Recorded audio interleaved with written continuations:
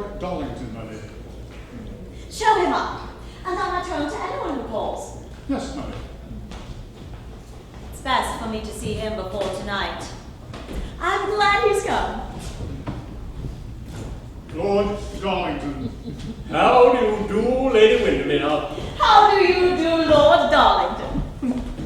Oh no, I can't shake hands with you. My hands are all wet with these roses. Aren't they lovely? They came up from Selby this morning. They're quite perfect. Oh, and what a wonderful fan. May I look at it? Oh, do! Pretty, isn't it? It's got my name on it and everything. I've only just seen it myself. It's my husband's birthday present to me. You know, today is my birthday. No, is it rare? Yes, I'm of age today. Quite an important day in my life, isn't it? Oh, that's why I'm giving this party tonight. Do sit down. I wish I had known it was your birthday, Lady Windermere. I would have covered the whole street in front of your house with flowers for you to walk on. They are made for you. Lord Darlington, you annoyed me last night at the Foreign Office. I'm afraid you are going to annoy me again. Aye, Lady Windermere. Put it there, Parker. That will do. I am quite miserable, Lady Windermere. You must tell me what I did. Well, you kept paying me elaborate compliments the whole evening. Oh, nowadays we're all of us so hard up that the only pleasant things to pay are compliments. They're the only things we can pay. No, I'm talking very seriously. You mustn't laugh, I am quite serious. I don't like compliments. And I don't see why a man should think he is pleasing a woman enormously when he says to her a whole heap of things that he doesn't mean. No, but I did mean them. I hope not. I should be sorry to have to quarrel with you, Lord Darlington. I like you very much, you know that. But I shouldn't like you at all if I thought you were what most other men are. Believe me, you are better than most other men, and I sometimes think you pretend to be worse. We all have our little vanities, Lady Windermere. Why do you make that your special one? Oh, nowadays so many conceited people go about society pretending to be good that I think it shows rather a sweet and modest disposition to pretend to be bad. Besides, there is this to be said: if you pretend to be good, the world takes you very seriously. If you pretend to be bad, it doesn't. Such is the astounding stupidity of optimism. Well, don't you want the world to take you seriously then, Lord Darlington? No, not the world. Who are the people the world takes seriously? All the dull people one can think of, from the bishops down to the bores. I should like you to take me very seriously, Lady Windermere. You more than anyone else in life. What? Why me? Because I think we might be great friends. Let us be great friends. You may want a friend someday. Why do you say that? Yeah, we all want friends at times. I think we're very good friends already, Lord Darlington. We can always remain so, as long as you don't what? Don't spoil it by saying extravagant, silly things to me. You think I'm a Puritan, I suppose. Well, I have something of the Puritan in me. I was brought up like that. I am glad of it. My mother died when I was a mere child. I lived always with Lady Julia, my father's elder sister. You know. She was stern to me.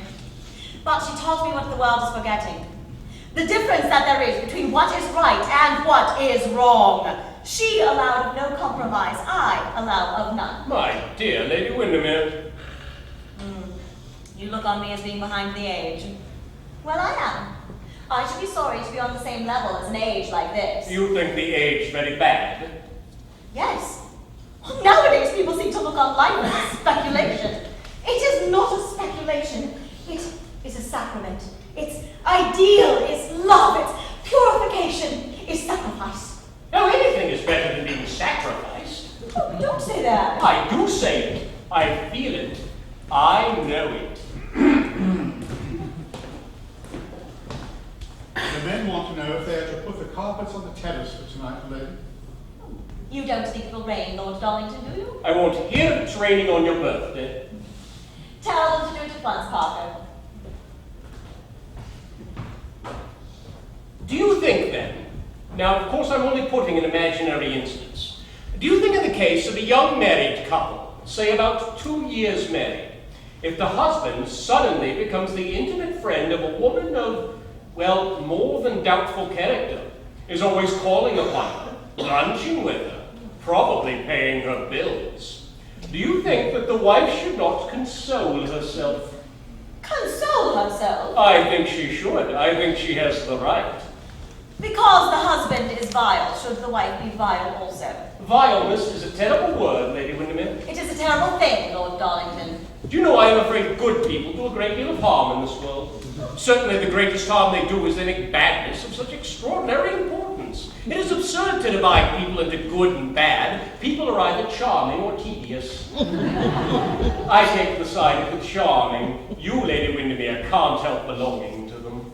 Now, Lord Darlington. No, don't stir. I'm merely going to finish my flowers. And I must say, I think you're very hard on modern life, Lady Windermere. There is much against it, I admit. Most women, for instance, nowadays are rather mercenary. No, don't talk about such people. Well then, setting aside mercenary people, who of course are dreadful, do you think seriously that women who have committed what the world calls a fault should never be forgiven? I think they should never be forgiven. And men? Do you think there should be the same laws for men as there are for women? Certainly. I think life too complex to be settled by these hard and fast rules. If we had these hard and fast rules, we should find life much more simple. You allow of no exceptions? None. Ah, what a fascinating Puritan you are, Lady Windermere. The adjective was unnecessary, Lord Darlington. I couldn't help it. I can resist everything except temptation. Oh, you have the modern affectation of weakness. It is only an affectation, Lady Windermere. The Duchess of Berwick and Lady Agatha Carlyle. Dear Margaret, I am so pleased to see you. You remember Agatha, don't you? How do you do, Lord Darlington? I won't let you know my daughter. You are far too wicked. How can you say that, Duchess? As a wicked man, I am a complete failure. Well, there are lots of people who say I've never really done anything wrong in the whole course of my life. Of course, they only say that behind my back. Isn't he dreadful? Agatha, this is Lord Darlington. Mind you, don't believe a word he says. No, tea, thank you. We have just had tea at Lady Margaret's. Such bad tea, too. It was quite undrinkable. I wasn't at all surprised. Her own son-in-law supplies it. Agatha is looking forward so much to your ball tonight, dear Margaret. Oh, you mustn't think it is going to be a ball, Duchess. It is only a dance in honor of my birthday. A small and early. Very small, very early, and very select, Duchess. Of course it's going to be select, but we know that, dear Margaret, about your house. It is really one of the few houses in London where I can take Agatha, and where I feel perfectly secure about dear Berwick. I don't know what society is coming to. The most dreadful people seem to go everywhere. They certainly come to my parties. The men get quite furious if one doesn't ask them. Really, someone should make a stand against it. I will, Duchess. I will have no one in my house about whom there is any scandal. Don't say that, Lady Windermere. I should never be admitted. Oh, men don't matter. With women, it's different. We're good. Some of us are, at least. But we're positively getting elbowed into the corner. Our husbands would really forget our existence if we didn't nag at them from time to time, just to remind them that we have a perfect legal right to do so. It is a curious thing about the game of marriage, Duchess, a game, by the way, that is going out of fashion, that the wives hold all the honors, but invariably lose the odd trick. The odd trick. Is that the husband, Lord Darlington? It's rather a good name for the modern husband. Dear Lord Darlington, how thoroughly depraved you are. Lord Darlington is trivial. Don't say that, Lady Windermere. Why do you talk so trivially about life, then? Because I think life far too important a thing ever to talk seriously about it. What does he mean? Do, as a concession to my poor wits, Lord Darlington, just explain to me what you really mean. Oh, I think I had better not. Nowadays, to be intelligible is to be found out. Goodbye. And now, Lady Windermere, goodbye. I may come tonight, mayn't I? Do let me come. Yes, certainly. But you are not to say foolish, insincere things to people. You are beginning to reform me. It is a dangerous thing to reform anyone, Lady Windermere.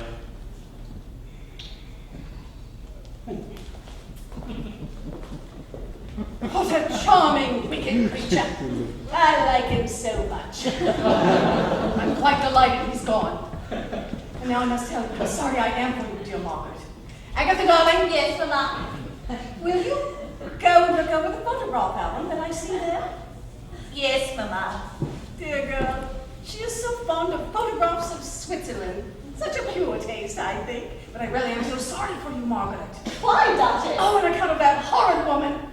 She dresses so well, too, which makes it much worse. Such a dreadful example.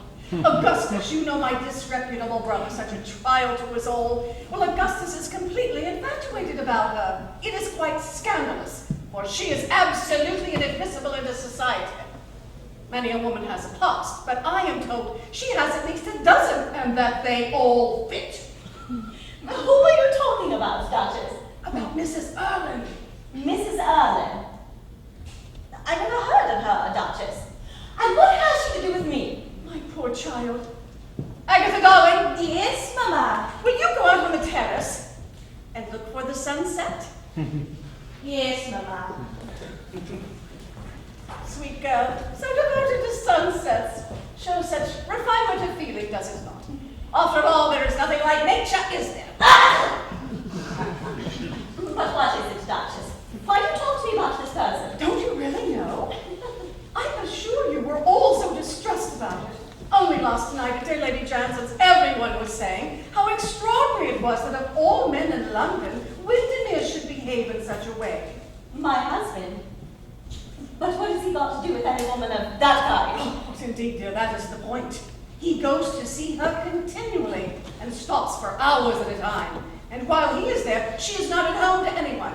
Not that many ladies call her, dear, but she has a great many disreputable men friends. My own brother particularly, as I told you. And that's what makes it so dreadful about Windermere.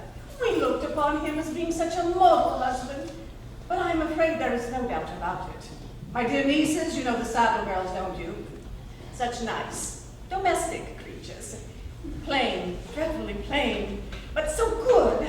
Well, they're always at the window doing fancy work and making ugly things for the poor, which I think so useful of them in these dreadful socialistic days. And this terrible woman has taken a house in Curzon Street, right opposite them. Such a respectable street, too. I don't know what we're coming to. And they tell me that Windermere goes there 4 to 5 times a week. They see it. They can't help it. And although they never talk scandal, well, of course, they remark on it to everyone. And the worst of it is, I am told this woman has got a great deal of money out of someone. For it seems that she came to London 6 months ago without anything at all to speak of, and now she has this charming house in Mayfair, drives her ponies in the park every afternoon, and all since she has known poor dear Windermere. Oh, I can't believe it. But it's quite true, my dear. The whole of London knows it. That is why I felt it was better to come and talk to you and advise you to take Windermere away at once.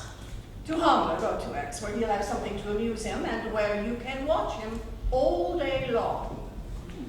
I assure you, my dear, that on several occasions after I was first married, I had to pretend to be very ill and was obliged to drink the most unpleasant mineral waters merely to get Barrick out of town. He was so extremely susceptible. Though I'm bound to say he never gave away any large sums of money to anybody. He is far too high principled for that. Duchess, it's impossible. We are only married 2 years.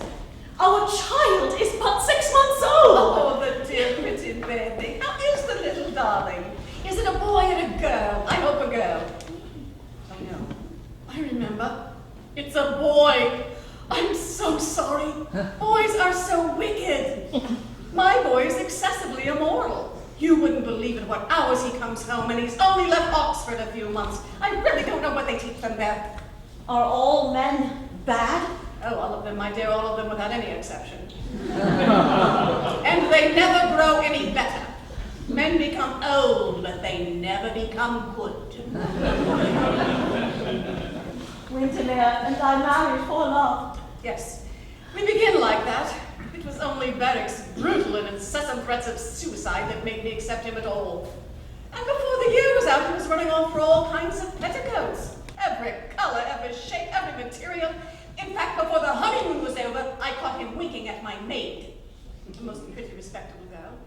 I dismissed her at once without a character. remember? I passed her on to my sister. Poor dear Sir George is so short-sighted, I thought it wouldn't matter. But it did, though. Oh, it was most unfortunate. And now, my dear child, I must go, as we are dining out. And mind you, don't take this little aberration of Windermere's too much too hard. Just take him abroad. He'll come back to you all right. Come back to me. Yes, dear. These wicked women get our husbands away from us, but they always come back. Slightly damaged, of course. And don't make scenes. Men hate them. It is very kind of you, Duchess, to come and tell me all this. But I can't believe that my husband is untrue to me. Pretty child. I was like that once. Now I know that all men are monsters. The only thing to do is to feed the wretches well. A good cook does wonders, and that I know you have. My dear Margaret, you're not going to cry. You needn't be afraid, Duchess.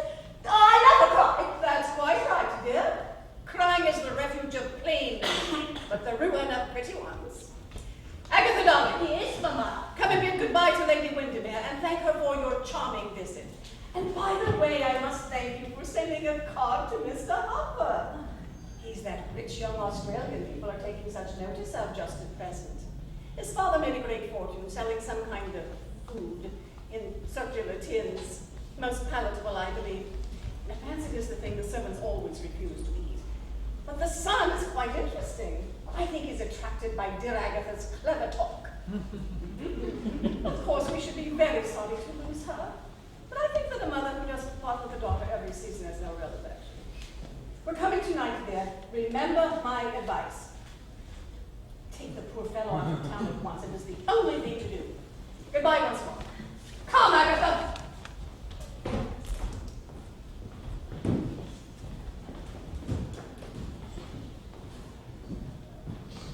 Oh, it can't be true. She spent enormous sums of money paid to this woman. I know where Arthur keeps his bank book.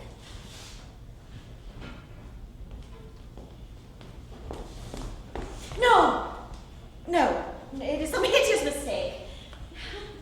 Some silly scandal. He loves me. He loves me.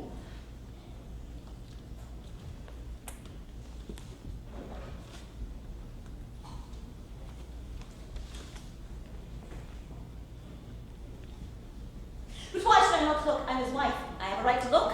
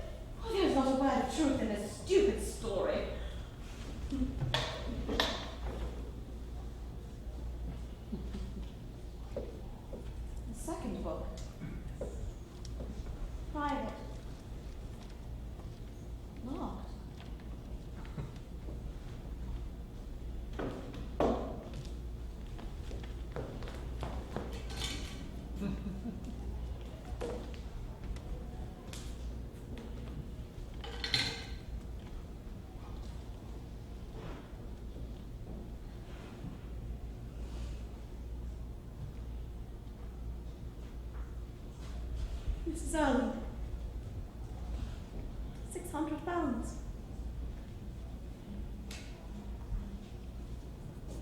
Mrs. Erling, £700. Mrs. Erling, £400. It is true. It is true. Oh, how horrible! Well, dear, has the fan been sent home yet? Oh. Margaret, you have cut open my bank book. You have no right to do such a thing. You think it's wrong that you have done that? I think it's wrong that a wife should spy on her husband. I did not spy on you. I never knew of this woman's existence till half an hour ago. Someone who pitied me was kind enough to tell me what everyone in London knows already. Your daily visits to Curzon Street, your mad infatuation, the monstrous sums of money you squander on this infamous woman. No, Margaret, don't talk like that of Mrs. Erling. You don't know how unjust it is. You are very jealous of Mrs. Allen's honour. I wish you had been as jealous of mine. But you don't imagine that I think that you spend your money strangely, that is all. Don't imagine I mind about the money. As far as I'm concerned, you may squander everything we have. But what I do mind is that you who have loved me, you who have taught me to love you, should pass from the love that is given to the love that is bought. Oh, it is horrible, and it is I who feel degraded. You don't feel anything. I feel stained, utterly stained. You can't realize how hideous the last 6 months seem to me now. Every kiss you've given me is tainted in my memory. Oh, don't say that, Margaret. I have never loved anyone in the whole world but you. Who is this woman then? Why do you take a house for her? I did not take a house for her. You gave her the money to do it, which is the same thing. No, Margaret, as far as I have known Mrs. Erlin... Is there a Mr. Erlin, or is he a myth? Her husband died many years ago. She is alone in the world. No relations. None. Rather curious, isn't it? Margaret, I was saying to you, and I beg you to listen to me, that as far as I have known Mrs. Erlin, she has conducted herself well. If years ago... No, I don't want details about her life. I'm not going to give you any details about her life. I tell you simply this. Mrs. Erlin was once honored, loved, respected. She was well born. She had position. She lost everything. Threw it away, if you like. That makes it all the more bitter. Misfortunes one can endure. They come from outside. They are accidents, but to suffer for one's own faults. Now there is the sting of life. It was 20 years ago, too. She was little more than a girl then. She had been a wife for even less time than you have. I am not interested in her. You should not mention this woman and me in the same breath. It is an error of taste. Margaret, you could save this woman. She wants to get back into society, and she wants you to help her. Me? Yes, you. How impertinent of her. I came to ask you a great favor tonight, and I still ask it of you. Though you have discovered what I had intended, you should never have known. That I have given Mrs. Erlin a large sum of money. I want you to send her an invitation for our party tonight. You are mad. Oh, I entreat you. People may chatter about her, do chatter about her, of course, but they don't do anything definite against her. She's been to several houses, not to houses where you would go, I admit, but still to houses where women who are in what is called society nowadays do go. That does not content her. She wants you to receive her once. As a triumph for her, I suppose. No, but because she knows you are a good woman, and that if she comes here once, she will have a chance for a happier, a surer life than she has had. She will make no further effort to know you. Will you not help a woman who is trying to get back? No.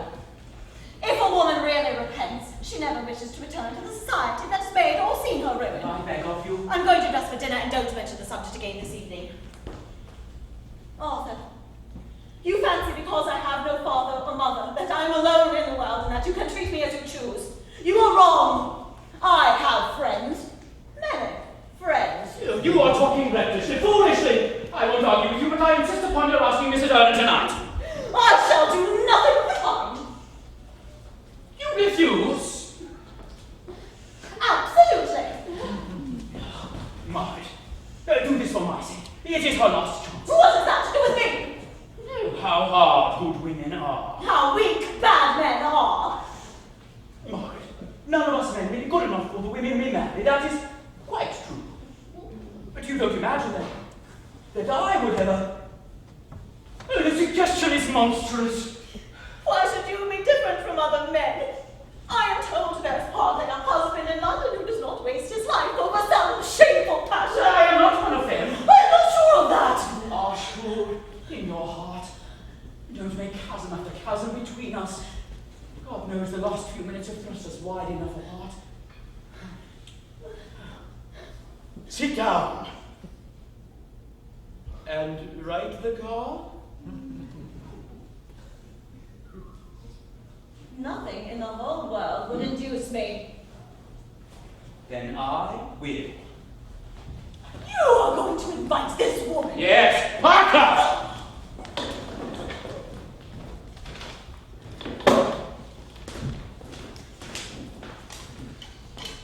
Yes, my lord.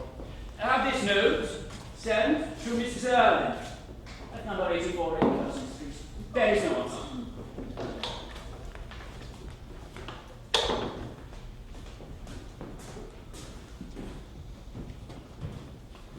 Arthur, if that woman comes here, I shall insult her. Oh, Margaret, don't say that. I mean it. Child, if you did such a thing, there's not a woman in London who wouldn't pity you. There's not a good woman in London who would not applaud me. We have been too lax. We must make an example. I propose to begin tonight. Yes, you gave me this fan today. It was your birthday present. If that woman crosses my threshold, I shall strike her across the face with it. Margaret, you couldn't do such a thing. You don't know me. Papa! Yes, my lady? I shall dine in my own room. I don't want dinner, in fact. See that everything is ready by 10:30. And Parker, be sure you pronounce the names of the guests very distinctly tonight. Sometimes you speak so fast I miss them. I am particularly anxious to hear the names quite clearly, so as to make no mistake. You understand, Parker? Yes, my lady. That will do.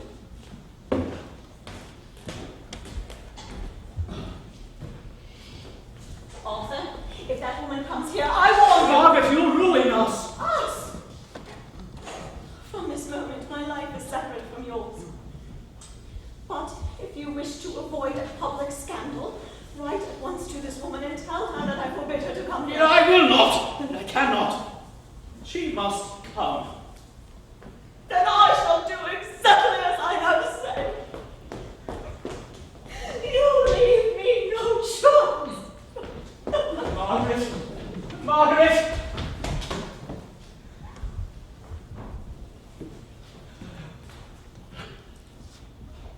My God. What am I to do?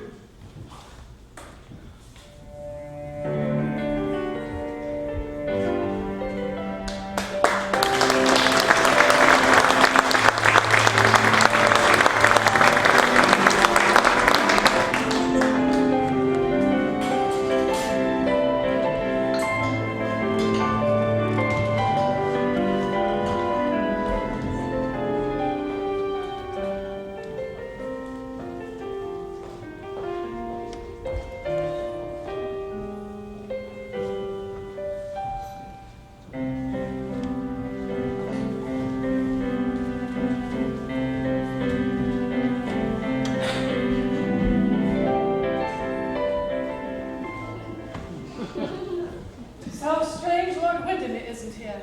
Mr. Hopper is very late, too. You have kept those 5 dances for him, Agatha? Yes, Mama. Just let me see your card. I'm so glad Lady Windermere has revived cards. They're a mother's only safeguard. You dear, simple little thing. Oh, no nice girl should never waltz with such particularly younger sons. Looked so vast. The last 2 dances you might pass on the terrace with Mr. Hopper. Yes, Mama. The air is so pleasant there. Lady Stopfield.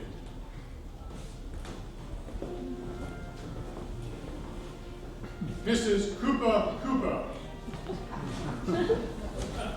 Good evening, Lady Stutfield. I suppose this will be the last ball of the season. I suppose so, Mr. Dumby. It's been a delightful season, hasn't it? Quite delightful.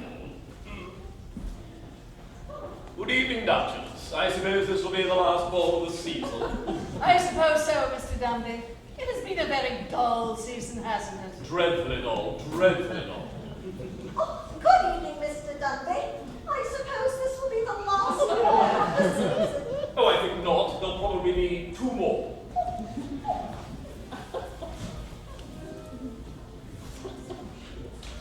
Lady Jedburgh and Miss Graham.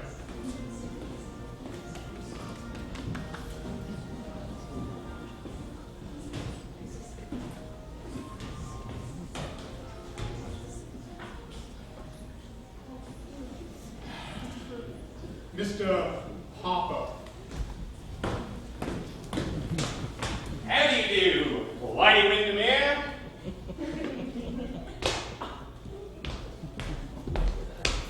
do you do? Duchess!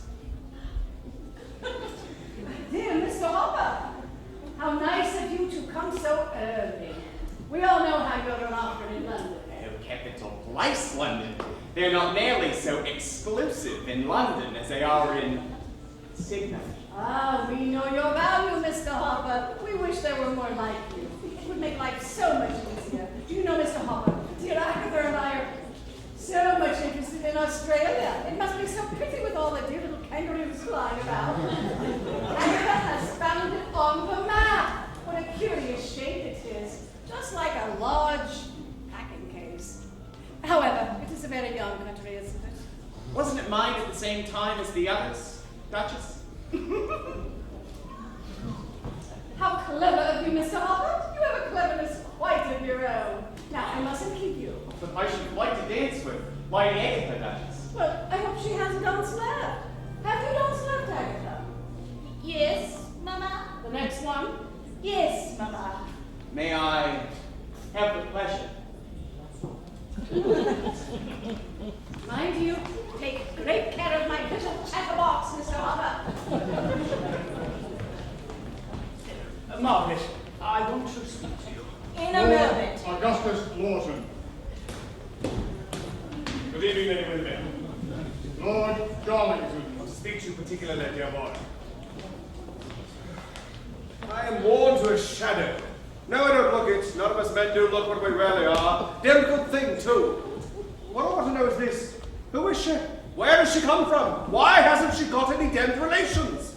Damned nuisance relations. But they make one so damned respectable. You are talking of Mrs. Erlin, I suppose. I only just met her 6 months ago. Until then, I never knew of her existence. Well, you have seen a good deal of her since then. Yes, I have seen a good deal of her since then. I have just seen her. Women are very down on her. I've been dining with Arabella this evening. By Jove, you should have heard what she said about Mrs. Erlin. She didn't leave a rag on her. Better can I told her that didn't matter much, as the lady in question must have an extremely fine figure. You should have seen Arabella's expression. Oh, but look here, dear boy. I don't know what to do about Mrs. Erlin. Gad, I might be married to her. She treats me with such damned indifference. Oh, she's deuced clever, too. She explains everything. Egad, she explains you. She's got any amount of explanations for you, and all of them different. No explanations are necessary about my friendship with Mrs. Erlin. Well, look here, dear old fellow. Do you think she will ever get into this damned thing called society? Would you introduce her to your wife? And are you speaking about the confounded bush? Would you do that? Mrs. Erlin is coming here tonight. Your wife has sent her a card. Mrs. Erlin has received the card. And she's all right, dear boy. Oh, why didn't you tell me that before? It would have saved me a heap of worry and damn misunderstandings.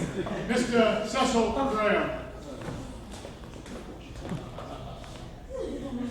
Good evening, Arthur. Why don't you ask me how I am? I like people to ask me how I am. It shows widespread interest in my health. Now, tonight, I'm not at all well.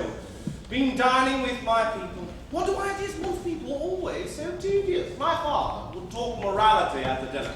I told him he was old enough to know better, but my experience is that once people are old enough to know better, they don't know anything at all. Hello, Tuppy. I hear you're going to be married again. I thought you were tired of that game. Oh, you're excessively trivial, dear boy. Excessively trivial. Now tell me, Tuppy, we cheated. Have you been twice married and once divorced, or twice divorced and once married? I say you've been twice divorced and once married. It seems so much more probable. I have a very bad memory. I really don't remember which. Lord Windermere, I have something most particular to ask. I'm afraid, if you'll excuse me, I must join my wife. Oh, you mustn't dream of such a thing. It's most dangerous nowadays for a husband to pay any attention to his wife in public. It always makes people think that he beats her when they're alone. Oh, the world has grown so suspicious of anything that looks like a happy married life. But I'll tell you what it is at supper. Margaret, I must speak to you. Will you hold my fan for me, Lord Darlington? Thanks. Margaret, What you said before dinner was, of course, impossible. That woman is not coming here tonight. Mrs. Erlin is coming here tonight. And if you in any way annoy or wound her, you will bring shame and sorrow on us both. Remember that. Oh, Margaret, only trust me. A wife should trust her husband. London is full of women who trust their husbands. One can always recognize them. They look so thoroughly unhappy. I am not going to be one of them. Lord Darlington, will you give me back my fan, please? Thanks. A useful thing, a fan, isn't it? I want a friend tonight, Lord Darlington. I didn't know I would want one so soon. Lady Windermere, I knew the time would come someday, but why tonight? I will, dear. No, I must. It would be terrible if there were any scene. Margaret! Mrs. Erlin.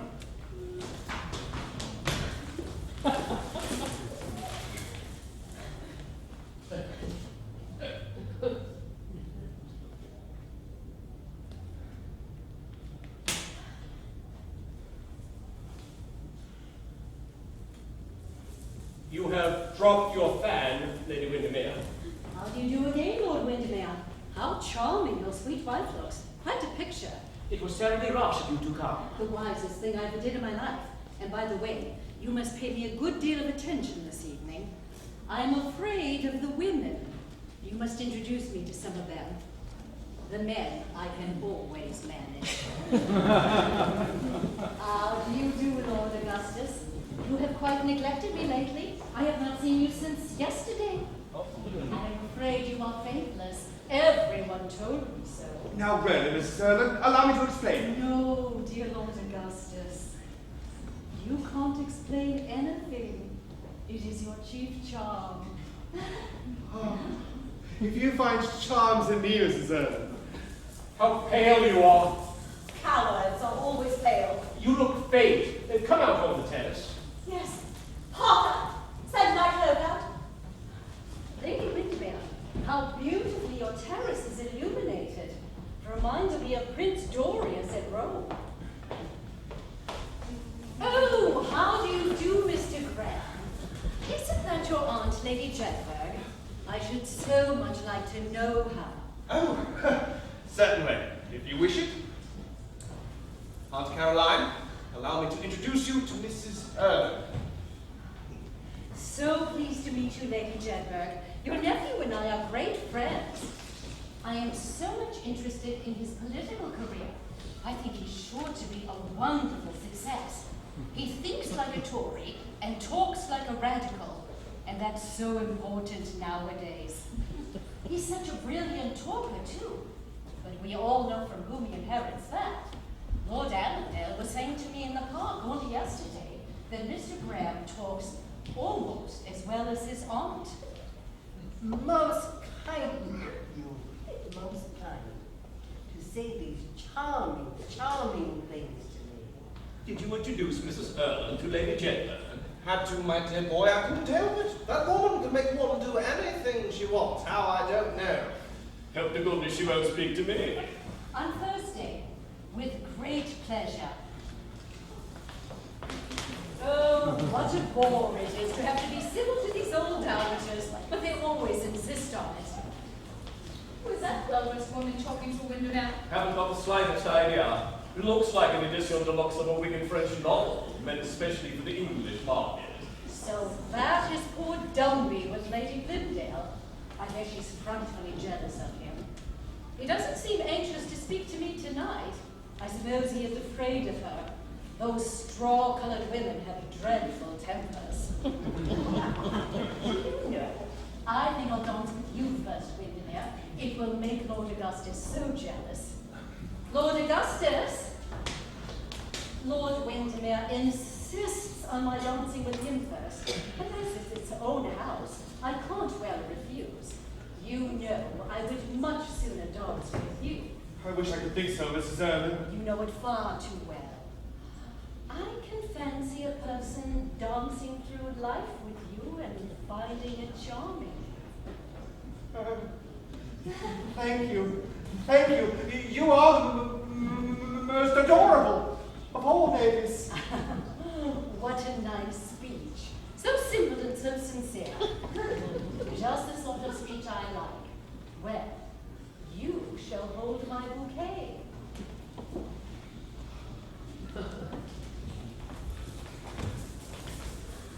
Ah, Mr. Dombey, how are you? I'm so sorry I've been out the last 3 times you called. Have lunch on Friday. Delighted.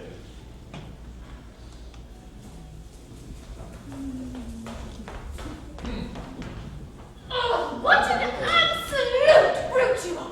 I never can believe a word you say. Why did you tell me you didn't know her? What do you mean by calling on her 3 times running? You are not to go to lunch now. Of course you understand that. My dear Laura, I wouldn't dream of going. You haven't told me her name yet. Who is she? She's a Mrs. Erlen. That woman. Yes, that is what everyone calls her. How very interesting. How intensely interesting. I really must have a good stare at her.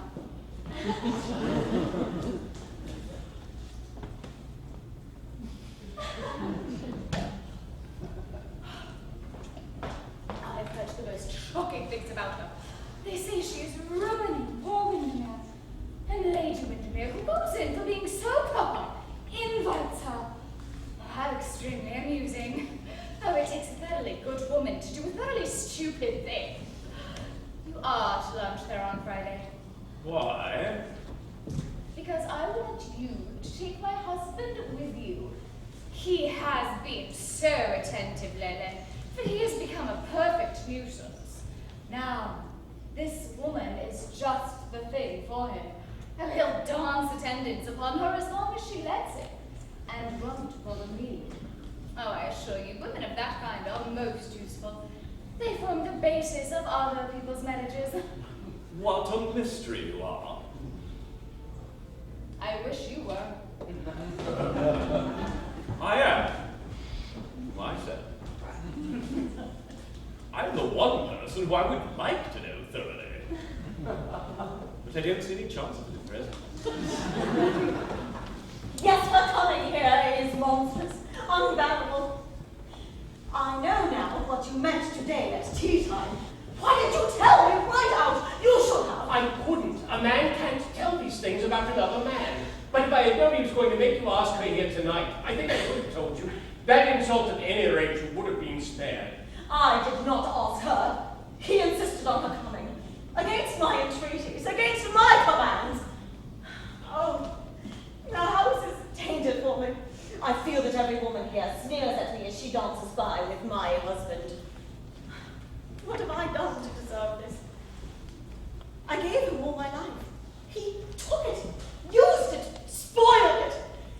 And I'm degraded in my own eyes. And I lack courage. I am a coward. If I know you at all, I know that you can't live with a man who treats you like this. What sort of life would you have with him? You would feel he was lying to you every moment. You would feel that the look in his eyes was false, his voice false, his touch false, his passion false. He would come to you when he was weary of others, and you would have to comfort him. He would come to you when he was devoted to others, and you would have to charm him. You would have to be to him the mask of his real life, the cloak to hide his secret. You're right. You are terribly right. But where am I to turn? You said you would be my friend, Lord Darlington. Tell me, what am I to do? Be my friend now. Between men and women, there is no friendship possible. There is passion, enmity, worship, love, but no friendship. I love you. No. Yes, I love you. You are more to me than anything in the whole world. What does your husband give you? Nothing. Whatever is in him, he gives to this wretched woman who he's thrust into your society, into your home, to shame you before everyone. I offer you my life, my whole life. Take it and do with it what you will. I love you. I love you as I have never loved any living thing. From the moment I met you, I loved you. Blindly, adoringly, madly. You did not know it then. You know it now. Leave this house tonight. I won't tell you that the world matters nothing, or the world's voice or the voice of society. They matter a great deal. They matter far too much. But there are moments when one must choose between living one's own life, fully, entirely, completely, completely, or dragging out some false, shallow, degrading existence that the world and its hypocrisy demands. And you have that moment now. Choose. Oh, my love. Choose. Oh, I have not the courage. Yes, you have the courage. Oh, there may be 6 months of pain, of disgrace even, but when you no longer bear his name, when you bear mine, all will be well. Margaret, my love, my wife that shall be someday. Yes, my wife, you know it. What are you now? That woman has the place that belongs by right to you. Go out of this house, with head erect, with a smile on your lips, with courage in your eyes. All London will know why you did it, and who will blame you? No one. And if they do, what matter? Wrong? What is wrong? It's wrong for a man to abandon his wife for a shameless woman. It's wrong for a wife to remain with a man who so dishonors her. You said once you would make no compromise with things. Make none now. Be brave. Be yourself. I'm afraid of being myself. Let me think. Let me wait. My husband may return to me. And you would take him back?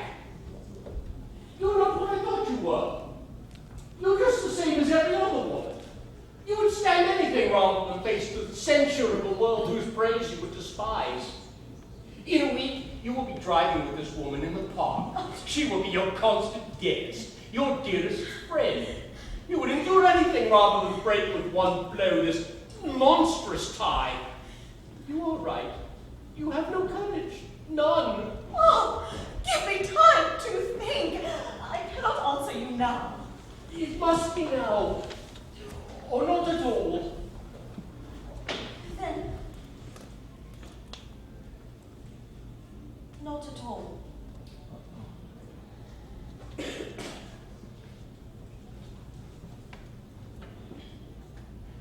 You break my heart. Mine is already broken. Tomorrow I leave England. This is the last time I shall ever look on you. You'll never see me again. And for one moment, our lives met, our souls touched. But they must never meet or touch again. Goodbye, Margaret.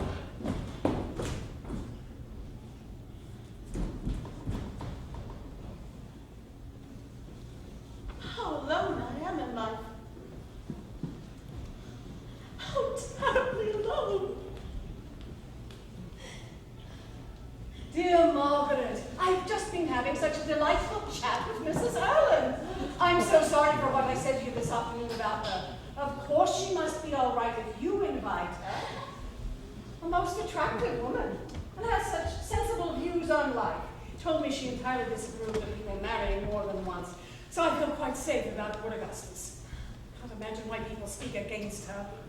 It's those horrid nieces of mine, the saddle girls. They're always talking scandal.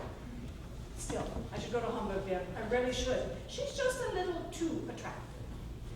But where is Agatha? Ah, there she is.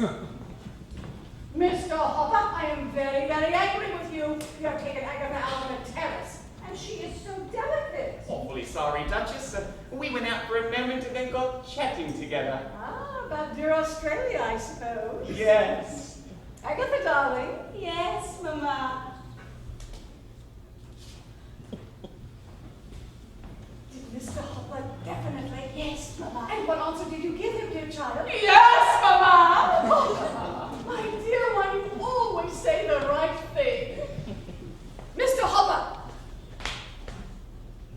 Agatha has told me everything. How cleverly you have both kept your secret.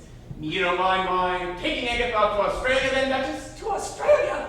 Don't mention that dreadful vulgar place. Well, she said she'd like to come with me. Did you say that, Agatha? Yes, Mama. Agatha, you say the most silly things possible. I think, on the whole, that Grosvenor Square would be a more healthy place to reside in. Lots of vulgar people live in Grosvenor Square. But at any rate, there are no horrid kangaroos crawling about. We'll talk about that tomorrow. James, you can take Agatha down. You'll come to lunch, of course, James, at 1:30 instead of 2. The Duke will wish to say a few words to you, I am sure. I should like to have a chat with the Duke, Duchess. He has not said a single word to me yet. I think you'll find he'll have a great deal to say to you tomorrow.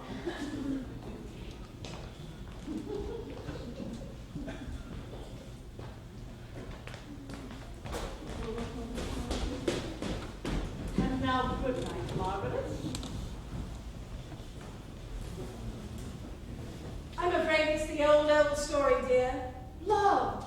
Well, not love at first sight, but love at the end of the season, which is so much more satisfactory. Good night, Duchess. My dear Margaret, what a handsome woman your husband has been dancing with. I should be quite jealous if I were you. Oh, is she a great friend of yours? No. Really? Oh, good night, dear.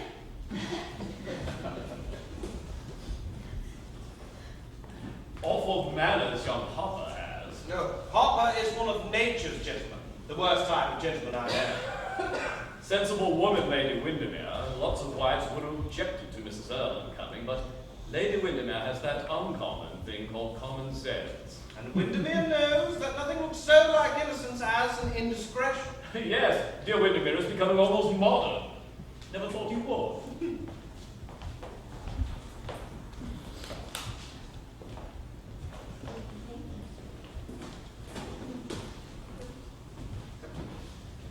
Good night, Lady Windermere. What a fascinating woman Mrs. Erlen is.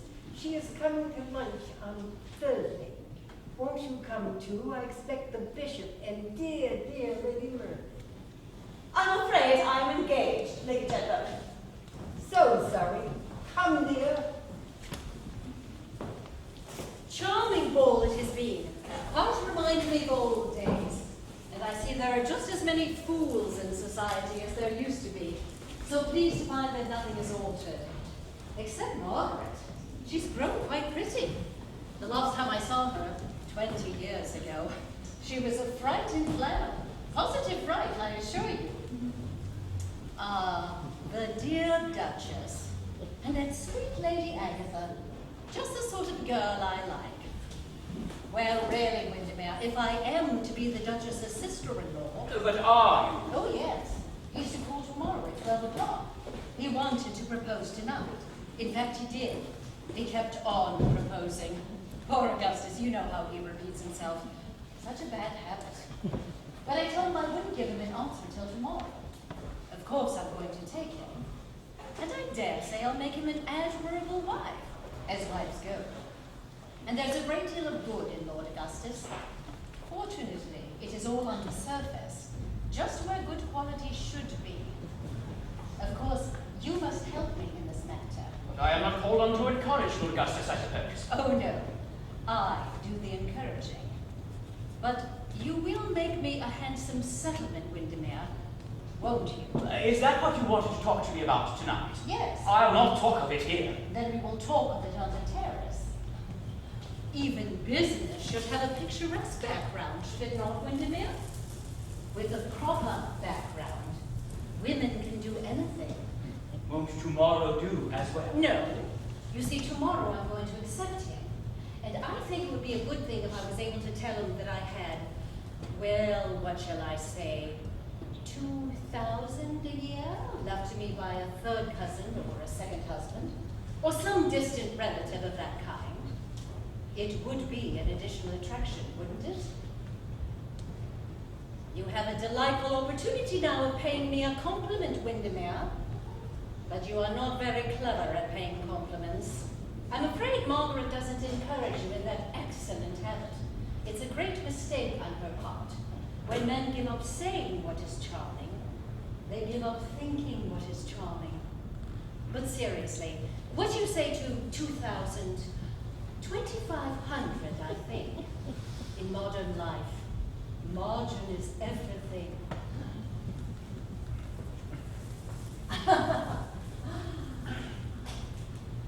Windermere, don't you think the intensely amusing place. I do.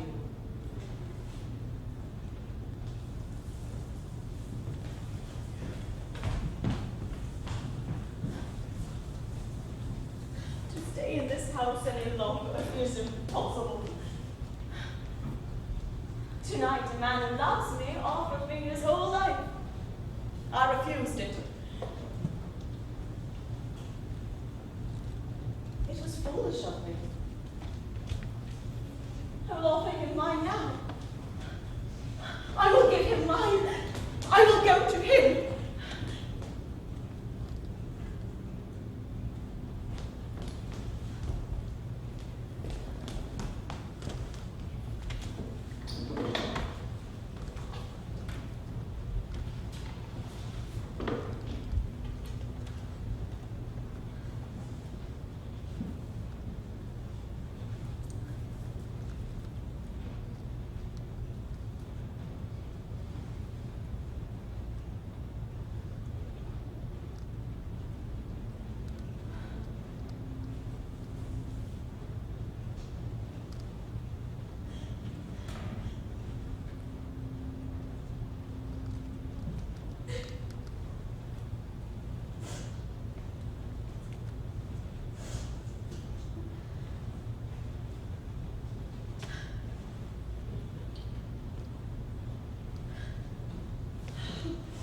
Arthur's never understood me.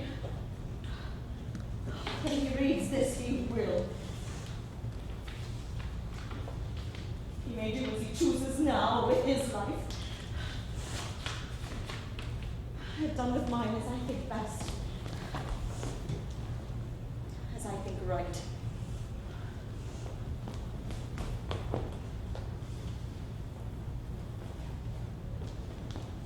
It is he who has broken the bond of marriage, not I.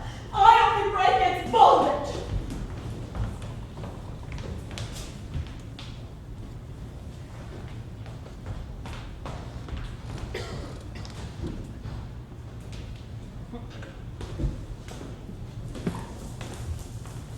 Is Lady Windermere in the ballroom? Her ladyship has just gone out. Gone out? She's not in the supper room. No, ma'am, her ladyship has just gone out of the house. Out of the house? Yes, ma'am. Her ladyship told me she left a letter for his lordship on the table. A letter for Lord Windermere? Yes, ma'am. Thank you.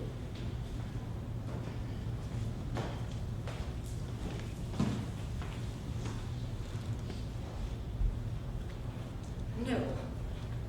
No, it would be impossible. Life doesn't repeat its tragedies like that.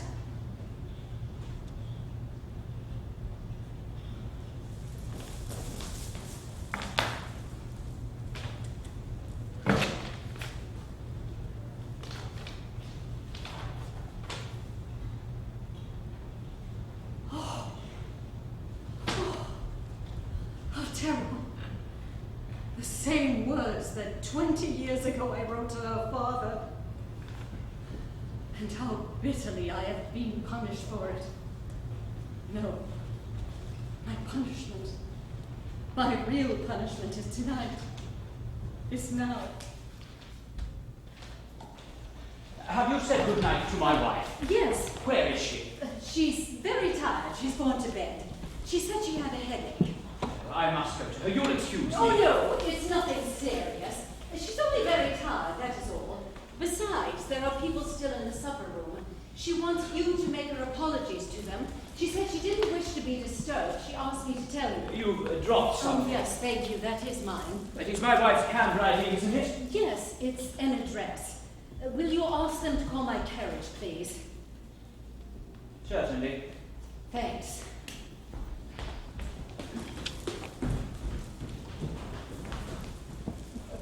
Dear lady, I am in such suspense. May I not have an answer to my request? Lord Augustus, listen to me. You are to take Lord Windermere down to your club at once and keep him there as long as possible. You understand? But you said you wished me to keep early hours. Do what I tell you. Do what I tell you. And my reward? Your reward? Your reward? Oh. Ask me that tomorrow. But don't let Windermere out of your sight tonight. If you do, I will never forgive you. I will never speak to you again. I will have nothing to do with you. Remember, you are to keep Windermere at your club, and don't let him come back tonight. Well, really? I might be your husband already. Positively, I might!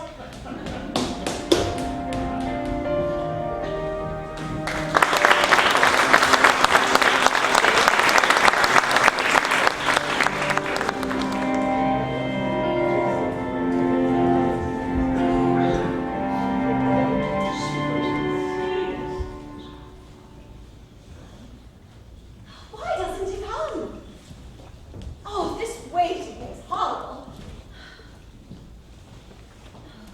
He should be here. Why is he not here to wake by passionate words some fire within me? Oh, Arthur must have read my letter by this time. If he cared for me, he would have come after me, would have taken me back by force. But he doesn't care. He is entrammelled by this woman, fascinated by her, dominated by her. If a woman wants to hold a man, she has merely to appeal to what is worst in him. We make gods of men, and they leave us. How hideous life is. It was mad of me to come here, horribly mad. Will he love me always, this man to whom I'm giving my life? What do I bring him? I bring him nothing. I must go back. No, I can't go back. My letter has put me in their power. Arthur would not take me back. No. Lord Darlington leaves England tomorrow. I will go with him. I have no choice. No, I will go back. Let Arthur do as he pleases. I can't wait here. It's been madness I'm coming. I must go away at once. As for Lord Darlington. Here he is. What shall I do? What shall I say to him?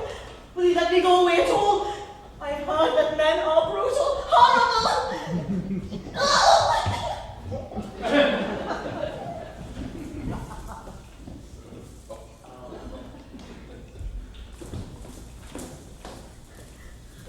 Lady Windermere, thank heaven I am in time. You must go back to your husband's house immediately. Must. Yes, you must. There's not a second to be lost. Lord Darlington may return at any moment. Don't come near me. Oh, you are on the brink of ruin. You are on the brink of a hideous precipice. You must leave this place at once. My carriage is waiting at the corner of the street. You must come with me and drive straight home. What are you doing? Mrs. Erlyn, if you had not come here, I would have gone back. But now that I see you, I feel that nothing in the whole world would induce me to live under the same roof as Lord Windermere. You fill me with horror. There is something about you that stirs the wildest rage within me. And I know why you are here. My husband sent you to lure me back, that I might serve as a blind to whatever relations exist between you and him. Oh, you don't think that. You can't. Go back to my husband, Mrs. Erlyn. He belongs to you and not to me. I suppose he is afraid of a scandal. Men are such cowards. They outrage every law of the world, are afraid of the world's tongue. But he had better prepare himself, or he shall have a scandal. He shall have the worst scandal there's been in London for years. He shall see his name in every vile paper, mine on every hideous placard. No. Yes, he shall. Had he come himself, I admit I would have gone back to the life of degradation you and he had prepared for me. I was going back. But to stay himself at home, and to send you as his messenger, oh, it was infamous, infamous. Lady Windermere, you wrong me horribly. You wrong your husband horribly. He doesn't know you are here. He thinks you are safe in your own house. He thinks you are asleep in your own room. He never read the mad letter you wrote to him. Never read it. No, he knows nothing about it. How simple you think me. You are lying to me. I am not. I am telling you the truth. If my husband didn't read my letter, how is it that you are here? Who told you I had left the house you were shameless enough to enter? Who told you where I had gone to? No, my husband told you and sent you to decoy me back. Your husband has never seen the letter. I saw it. I opened it. I read it. You opened a letter of mine to my husband? Oh, you wouldn't dare! Dare? Oh, to save you from the abyss into which you are falling, there is nothing in the world I would not dare. Nothing in the whole world. Here is the letter. Your husband has never read it. He never shall read it. It should never have been written. How do I know that that was my letter at all? You seem to think the commonest device can take me in. Oh, why do you disbelieve everything I tell you? What object do you think I have in coming here, except to save you from utter ruin, to save you from the consequence of a hideous mistake? That letter that is burnt now was your letter. I swear it to you. You took good care to burn it before I had examined it. I cannot trust you. You, whose whole life is a lie. How could you speak the truth about anything? Think as you like about me. Say what you choose against me. But go back. Go back to the husband you love. I do not love him. You do. And you know that he loves you. He does not understand what love is. He understands it as little as you do. But I see what you want. It would be a great advantage for you to get me back.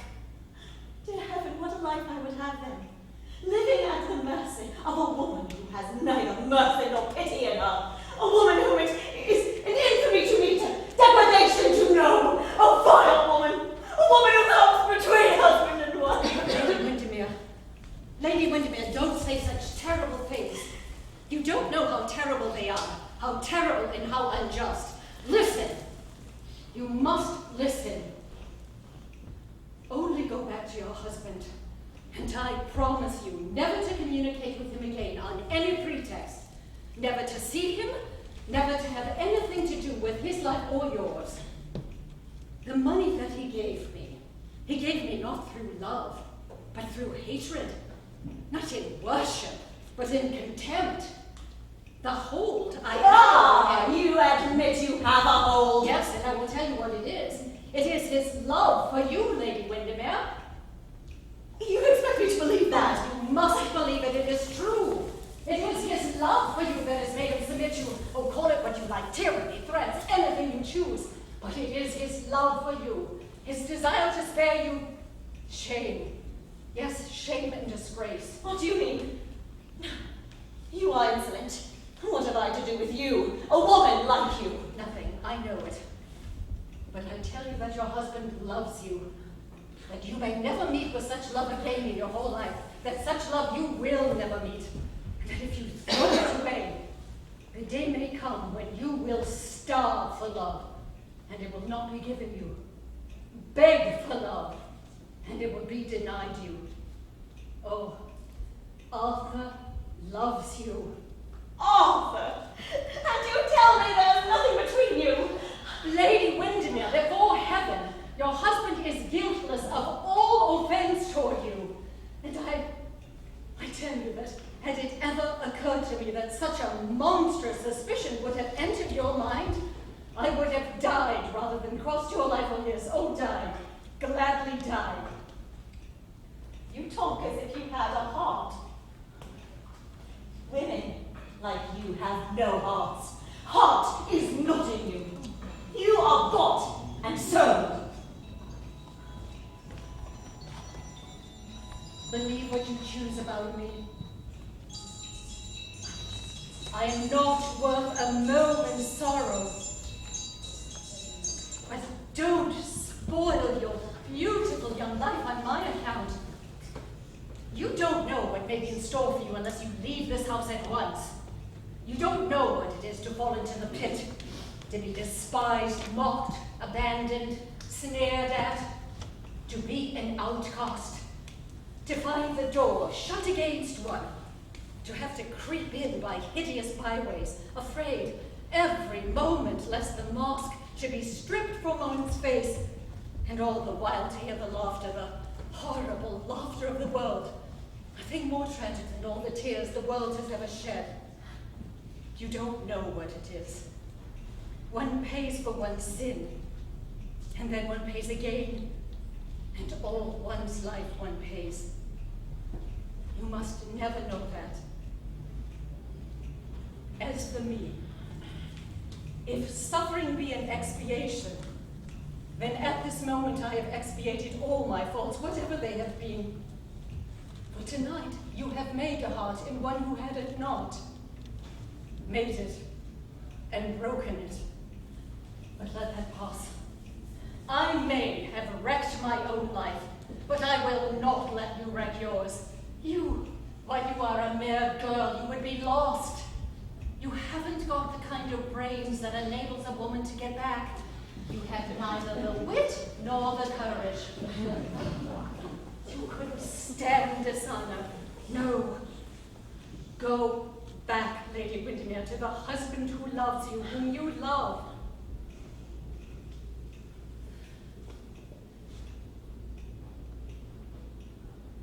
You have a child, Lady Windermere. Go back to that child who even now, in pain or in joy, may be calling to you. God gave you that child. He will require from you that you make his life fine, that you watch over him. What answer will you make to God if his life is ruined through you? Back to your house, Lady Windermere. Your husband loves you. He has never swerved for a moment from the love he bears you. But even if he had 1,000 loves, you must stay with your child. If he was harsh to you, you must stay with your child. If he ill-treated you, you must stay with your child. If he abandoned you, your place is with your child. Lady Windermere. Take me home. Take me home. Come. Here is your phone. Come at once. Stop. Don't you hear voices? No, there is no one. Yes, there is. Listen. It is my husband's voice. He's coming in. Oh, save me. No. No, it is a plot. You have sent for him. Silence! I'm here to save you if I can, but I fear it is too late. There, the first chance you have, slip out if you never get a chance. Oh, I do. Oh, never mind me. I'll face them.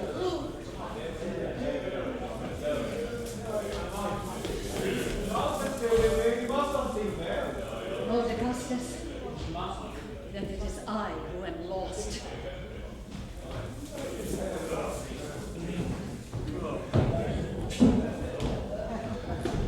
What a nuisance they're turning us out of the club at this hour. It's only 2 o'clock. The lively part of evening is only just beginning.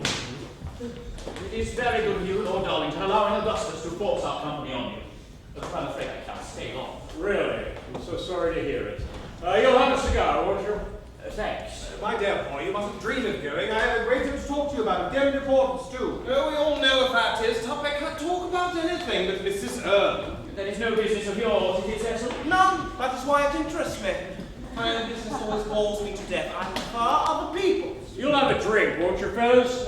Cecil, you'll have a whiskey? Thanks, Mrs. Earle. Very handsome tonight, didn't she? I am not one of her admirers. I used to be, but I am now. Why, she actually made me introduce her to poor dear Aunt Caroline. I believe she's going to lunch there. No. She is, really. Excuse me, you fellows. I'm going away tomorrow and I have to write a few letters. Clever woman, Mrs. Earle. Hello, Dummy. I thought you were asleep. I am. I usually am. A very clever woman. Knows perfectly well what a dim fool I am. Knows it as well as I do myself. You may laugh, my boy, but it is a great thing to come across a woman who thoroughly understands one. It's an awfully dangerous thing. They always end by marrying one. But I thought, Tuppy, you were never going to see her again. Yes, you told me yesterday evening at the club you said that you had heard. Oh, she's explained that. And the Beast Bottle affair, she's explained that too. And her income, Tuppy, she explains that. She's going to explain that tomorrow. All the commercial women nowadays. Our grandmothers threw their caps over the mills, of course, but by Jove, their granddaughters only throw their caps over mills they can raise the wind for. You want to make her out a wicked woman. She is not. Oh, wicked women ball one, good women ball one. That's the only difference between them. Mrs. Irwin has a future before her. Mrs. Irwin has a past before her. I prefer women with the past. They're always so damn amusing to talk to. Well, you'll have plenty of topics of conversation with her, Tuppy. Oh, you're getting annoying, dear boy. You're getting damned annoying. Oh, Tuppy, you've lost your figure, you've lost your character. Don't lose your temper. You've only got one. My dear boy, I wasn't the most good-natured man in London. We'd treat you with more respect, wouldn't we, Tuppy? Yeah, the youth of the present day are quite monstrous. They have absolutely no respect for dyed hair. Well, Mrs. Irwin has a very great respect for dear Tuppy. Then Mrs. Irwin sets an admirable example to the rest of her sex. It is perfectly brutal the way most women nowadays behave to men who are not their husbands. Tuppy, you are ridiculous. And Cecil, you let your tongue run away with you. You must leave Mrs. Irwin alone. You don't really know anything about her, and you're always talking scandal against her. My dear Arthur, I never talk scandal. I only talk gossip.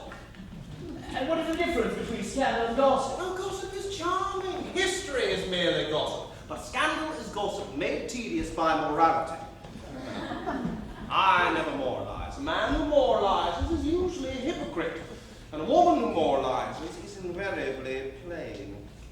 Yes, something in the whole world so unbecoming to a woman as a non-conformist conscience, and most women know it, I'm glad to say. Just my sentiments, dear boy. Just my sentiments. Sorry to hear it, Tuppy. Whenever people agree with me, I always feel I must be wrong. My dear boy, when I was your age... But you never were, Tuppy, and you never will be. I say, darling, let us have some cards. You play, won't you, Arthur? No, thanks, Cecil. Good heavens, how marriage ruins a man. It's as demoralizing as cigarettes and far more expensive. You play, of course, Tuppy? Come, dear boy. Promise Mrs. Irwin never to play or drink again. Well, now, Tuppy, don't be led astray down the paths of virtue. Reformed, you would be perfectly pleased. That is the worst in women. They always want to be good. And if we are good, when they meet us, they don't love us at all. They like to find us quite irretrievably bad and leave us quite unattractively good. They always do find us bad. No, I don't think we're bad. I think we're all good, except Tuppy. No, we are all in the gutter, but some of us are looking at the stars. We are all in the gutter, but some of us are looking at the stars. Upon my word, you are very romantic tonight, darling. Too romantic. You must be in love. Who is the girl? The woman I love is not free, or thinks she isn't. A married woman, then? Well, there's nothing in the world like the devotion of a married woman. It's a thing that no married man knows anything about. No, she doesn't love me. She's a good woman. She's the only really good woman I've ever met in my life. The only really good woman you've ever met in your life? Yes. Well, you are a lucky fellow. I've met hundreds of good women. I never seem to meet any but good women.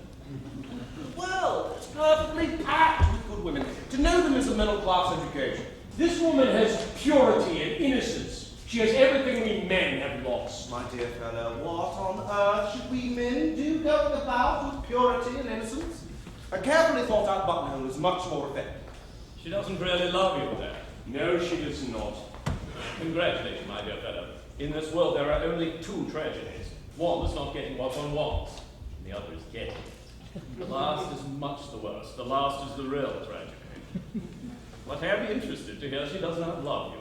How long could you love a woman who didn't love you, Cecil? A woman who didn't love me? Oh, all my life.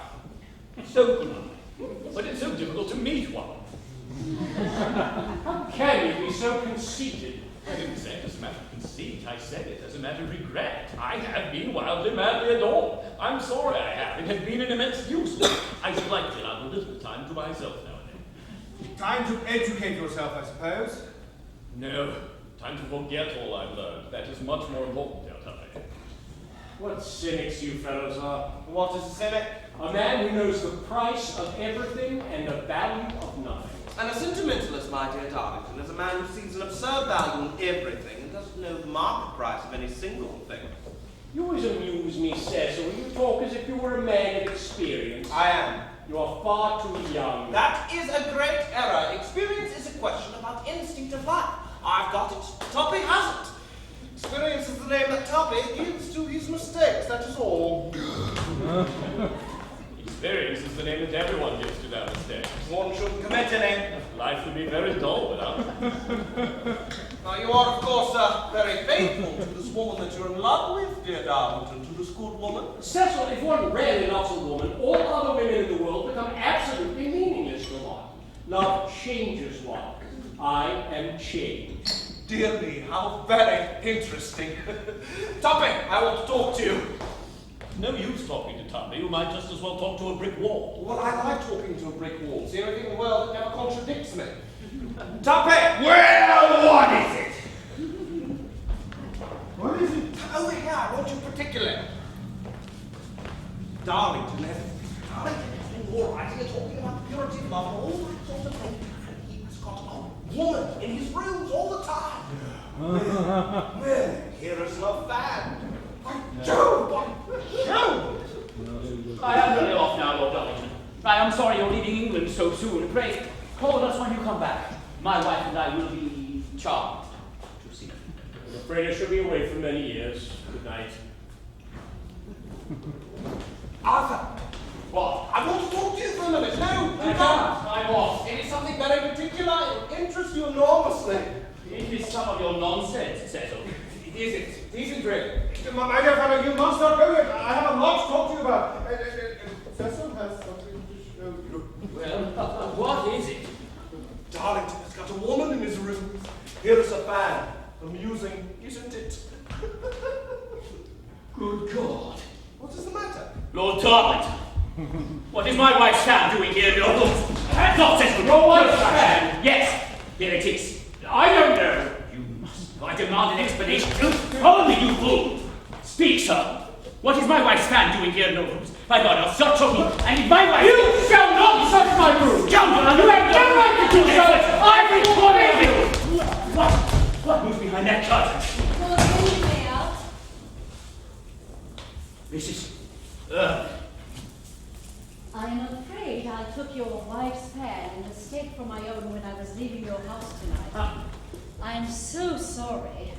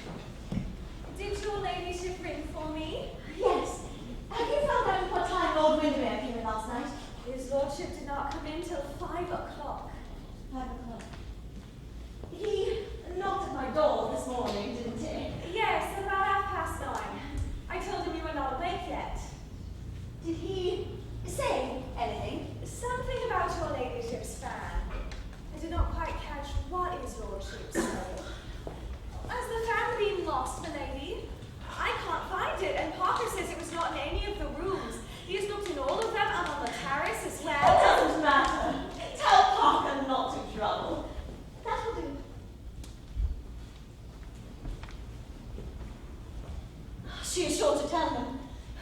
I can fancy a person doing a wonderful act of self-sacrifice, doing it spontaneously, recklessly, nobly, and then afterwards finding out that it costs too much.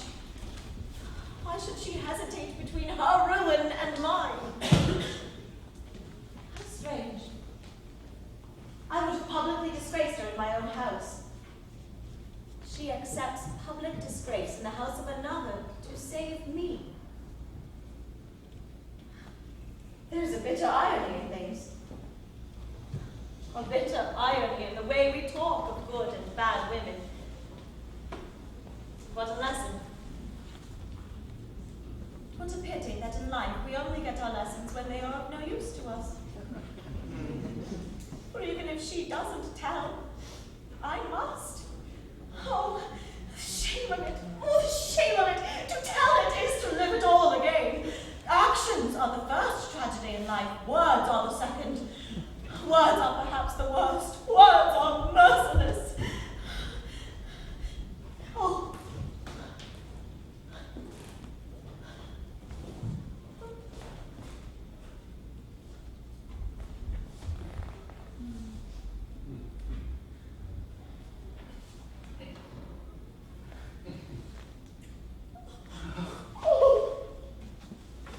Oh, Margaret, how pale you look. Oh, is that very badly? Oh, I am so sorry. I came dreadfully late. I had to wake you. My dear, you're crying.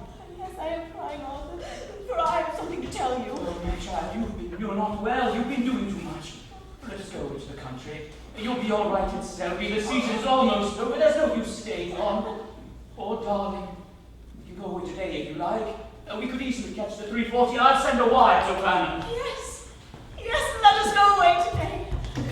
No, I can't go away today, Arthur. There is someone I must see before I leave town. Someone who has been kind to me.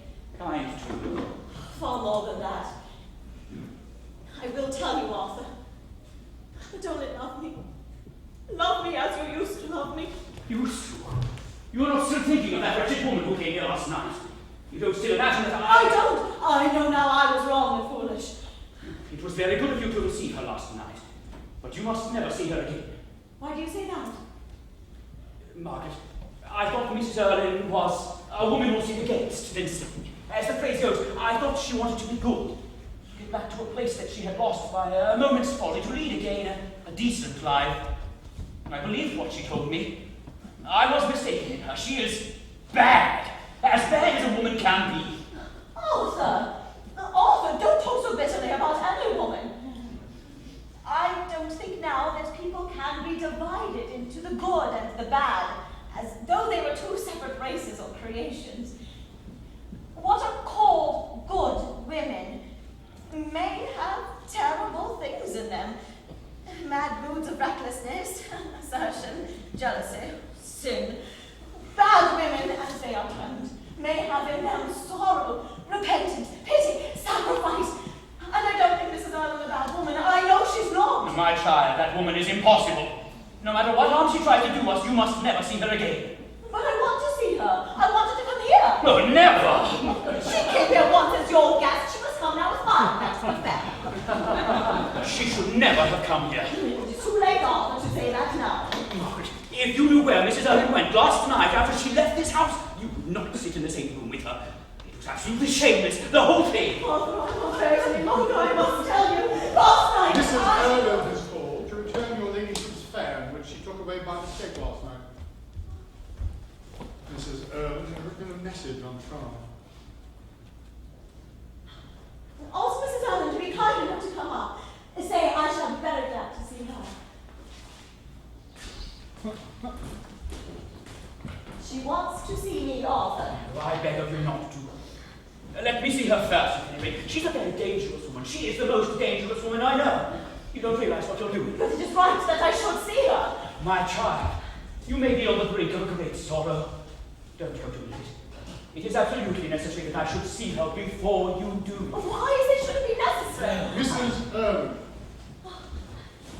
How do you do, Lady Windermere? How do you do? Do you know, Lady Windermere, I'm so sorry about your fan. I can't imagine how I made such a silly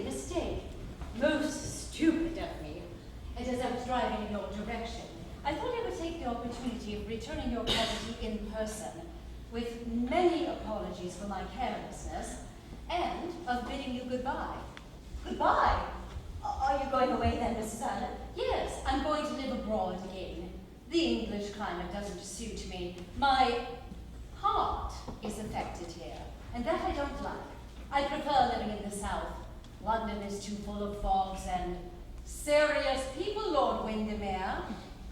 Whether the fogs produce the serious people, or whether the serious people produce the fogs, I don't know. But the whole thing rather gets on my nerves, and so I'm leaving this afternoon by the club train. This afternoon? But I wanted so much to come and see you. How kind of you. But I'm afraid I have to go. Shall I never see you again, Mrs. Allen? I'm afraid not. Our lives lie too far apart. But there is a little thing I would like you to do for me. I want a photograph of you, Lady Windermere. Would you give me one? You don't know how gratified I should be.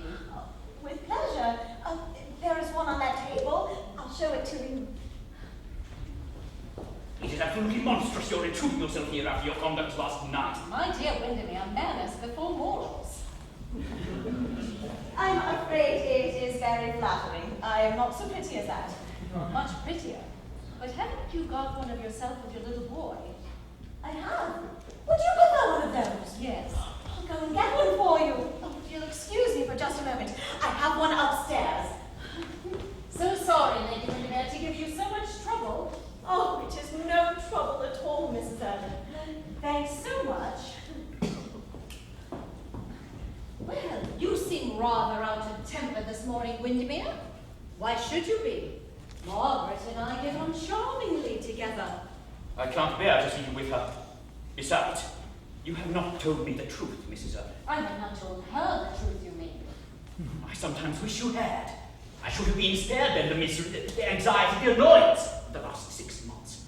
But rather than my wife should know that the mother whom she was taught to consider as dead, that the mother whom she has mourned as dead is living, a divorced woman, going about under an assumed name, a bad woman, preying upon life, as I know you now to be, but rather than that, I was ready to supply them with money to pay bill after bill, extravagance after extravagance.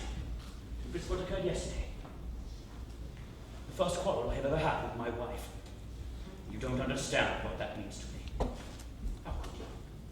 But I told you that the only bitter words that have ever come from those sweet lips of hers were on your account. And I hate to see you next to her. You sully the innocence that is in her. And then I thought with all your faults you were frank and honest. You are not. Why do you say that? You made me get you an invitation for my wife's ball. For my daughter's ball, yes. You came, and within an hour of your leaving this house, you were found in a man's rooms. You disgraced before everyone. Yes. Therefore, I have a right to look upon you as what you are. A worthless, vicious woman. I have a right to tell you never to enter this house. Never to attempt to come near my wife. My daughter, you mean? You have no right to claim her as your daughter. You left her. Abandoned her. Abandoned her for your lover, who abandoned you in turn. Do you count that to his credit, Lord Windermere, or to mine? To his. Now that I know. Oh, take care. You had better be careful. I'm not going to mince words for you. I know you thoroughly. I question that. I do know you. For 20 years of your life, you have lived without your child. Without a thought of your child. One day you read in the papers that she had married a rich man. You saw your hitches jobs. You knew that to spare her the ignominy of learning that a woman like you was a mother, I'd endure anything. You began your blackmailing. Oh, don't use ugly words, Windermere. They are vulgar. I saw my chance, it's true, and took it. Yes, you took it and spoiled it all last night by being found out. You are quite right. I spoiled it all last night. And as for your blunder in taking my wife's fan from here and leaving it about in Darlington's rooms, it is unpardonable. I shall never let my wife use it again. The thing is spoiled from me now. You should have kept it and not brought it back. I think I shall keep it. It's extremely pretty. I shall ask Margaret to give it to me. I hope my wife will give it to you. Oh, I'm sure she will have no objection. I wish that at the same time, she would give you a miniature that she kisses every night before she plays. It is a miniature of a young, innocent-looking girl with beautiful, dark hair. Ah, yes, I remember. How long ago that seems. It was done before I was married. Dark hair and an innocent expression were the fashion then, Windermere. What do you mean by coming here this morning? What is your object? To bid goodbye to my dear daughter, of course. Oh, don't imagine that I'm going to have a pathetic scene with her, weep on her neck and tell her who I am and all that kind of thing. I have no ambition to play the part of a mother. Only once in my life have I known a mother's feelings. That was last night. They were terrible. They made me suffer. They made me suffer too much. For 20 years, as you say, I have lived childless. I want to live childless still. Besides, my dear Windermere, how on earth could I pose as a mother with a grown-up daughter? Margaret is 21, and I have never admitted that I am more than 29. Or 30 at the most. 29 when there are pink shades, 30 when there are not. So you see what difficulties it would involve. No, as far as I'm concerned, let your wife cherish the memory of this dead, stainless mother. Why should I interfere with her illusions? I find it hard enough to keep my own. I lost one illusion last night. I thought I had no heart. I find I have. And a heart doesn't suit me, Windermere. Somehow it doesn't go with modern dress. It makes one look old. And it spoils one's career at critical moments. You fill me with horror, with absolute horror. I suppose, Windermere, you would like me to retire into a convent, or become a hospital nurse, or something of that kind, as people do in silly modern novels. That is stupid of you, Arthur. In real life, we don't do such things. Well, not as long as we have any good looks left at any rate. No, what consoles one nowadays is not repentance, but pleasure. Repentance is quite out of date. And besides, if a woman rarely repents, she has to go to a bad dressmaker. Otherwise, no one believes in her. And nothing in the world would induce me to do that. No, I'm going to pass entirely out of your two lives. My coming into them has been a mistake. I discovered that last night. Yes, a fatal mistake. Almost fatal. I am sorry now I did not tell my wife the whole thing at once. I regret my bad actions. You regret your good ones. That is the difference between us. I don't trust you. I will tell my wife. It is better her to know, and from me. It will cause her infinite pain and humiliate her terribly, but it is right that she should know. You propose to tell her. I am going to tell her. If you do, I will make my name so infamous it will mar every moment of her life. It will ruin her and make her wretched. If you dare to tell her, there is no depth of degradation I will not sink to, no pit of shame I will not enter. You shall not tell her. I forbid you. Why? If I said to you that I cared for her, perhaps loved her even, you would sneer at me, wouldn't you? Yes, I should think it were not true. A mother's love means devotion, unselfishness, sacrifice. What could you know of such things? You are right. What could I know of such things? Don't let's talk any more about it. As for telling my daughter who I am, that I do not allow. It is my secret, it is not yours. If I make up my mind to tell her, and I think I will, I shall tell her before I leave the house. If not, I shall never tell her. Then let me beg of you to leave our house at once. I shall make your excuses, Margaret. I am so sorry, Mrs. Allen, to have kept you waiting. I couldn't find the photograph anywhere. At last, I discovered it in my husband's dressing room. He had stolen it. I am not surprised. It is charming. And so that is your little boy. What is he called? Gerald, after my dear father. Really? Yes. If it had been a girl, I would have called it after my mother. My mother had the same name as myself, Margaret. My name is Margaret too. Indeed. Yes. You are devoted to your mother's memory, Lady Windermere, your husband tells me. Oh, we all have ideals in life. At least we all should have. Mine is my mother. Ideals are dangerous things. Realities are better. They wound, but they're better. If I lost my ideals, I should lose everything. Everything. Yes. Did your father often speak to you of your mother? No, it gave him too much pain. He told me how my mother had died a few months after I was born.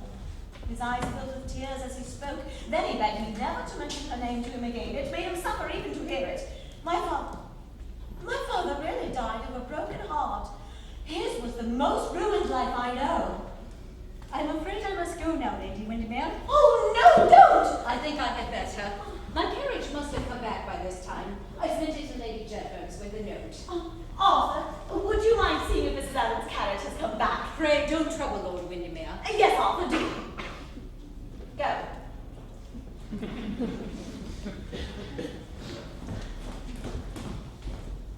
Please. Oh, what am I to say to you? You saved me last night! Hush, don't speak of it. I must speak of it. How would you think I'm going to accept this sacrifice? It is too great. I am going to tell my husband everything. It is my duty. It is not your duty. At least you have duties to others besides him. You say you owe me something. I owe you everything. Then pay your debt by silence. That is the only way in which it can be paid. Don't spoil the one good thing I have done in my life by telling it to anyone.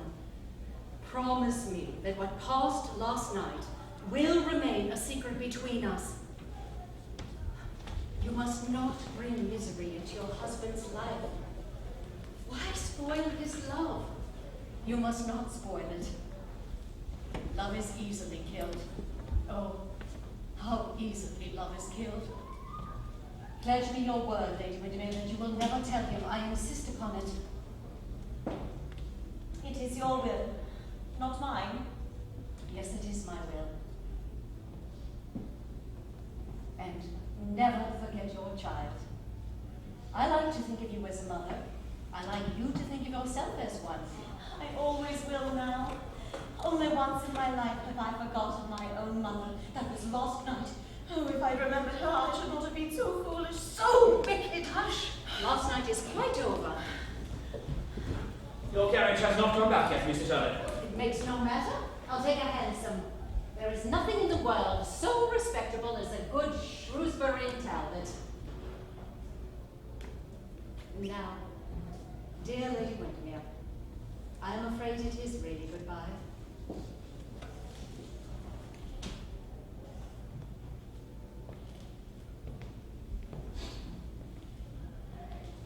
Oh, I remember. You'll think me absurd, but do you know I've taken a great fancy to this fan that I was silly enough to run away with last night from your ball. Now I wonder, would you give it to me? Lord Windermere says you may. I know it is his present. Oh, certainly, if it will give you any pleasure. Oh, but it has my name on it. It has Margaret on it. But we have the same Christian name. Oh, I forgot. Of course, do have it. What a wonderful chance, our names being the same. Quite wonderful. Thanks. It will always remind me of you. Lord Augustus Lawson. Mrs. Erland's carriage has come. Good morning, dear boy. Good morning, Lady Windermere. Mrs. Erland. How do you do, Lord Augustus? Are you quite well this morning? Quite well, thank you, Mrs. Erland. You don't look at all well, Lord Augustus. You stop up too late. It is so bad for you. You really should take more care of yourself. Goodbye, Lord Windermere. Lord Augustus, won't you see me to my carriage?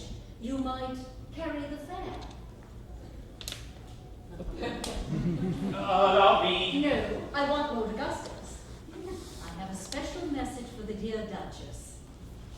Won't you carry the fan, Lord Augustus?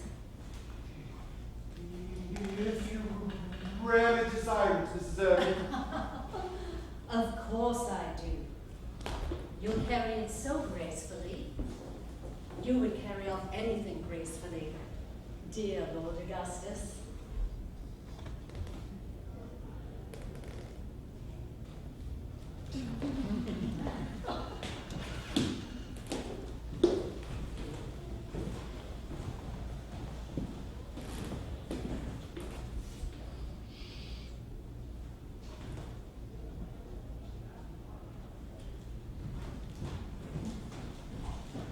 You will never speak against Mrs. Erlen again, Arthur, will you? She is better than one thought her. She is better than I am. My child, you and she belong to different worlds. Into your world, evil has never entered. Oh, don't say that, Arthur. There is the same world for all of us.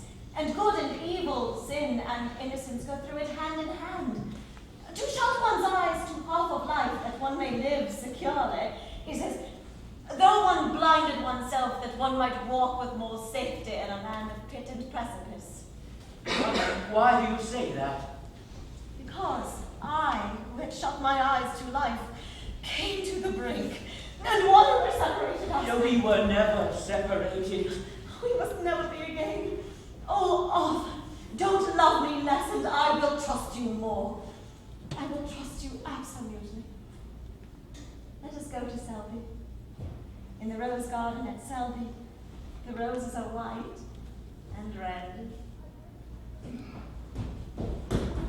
Arthur, she's explained everything. Why don't she explain every damn thing? We all wronged her immensely. It was entirely for my sake she went to Darlington's rooms, called first at the club. Fact is, wanted to put her down suspense. And being told I had gone on, followed. Naturally, frightened when she heard a lot of us coming in, retired to another room. I assure you, most gratifying to me, the whole thing. We all behaved brutally to her. She is just the woman for me. Newts made down to the ground. All the conditions she makes are that we live entirely out of England. Very good thing, too. Damned clubs, damned climate, damned cooks, damned everything. Sick of it all. Has Mrs. Erlen? Yes, Lady Windermere. Mrs. Erlen has done me the honor of accepting my hand.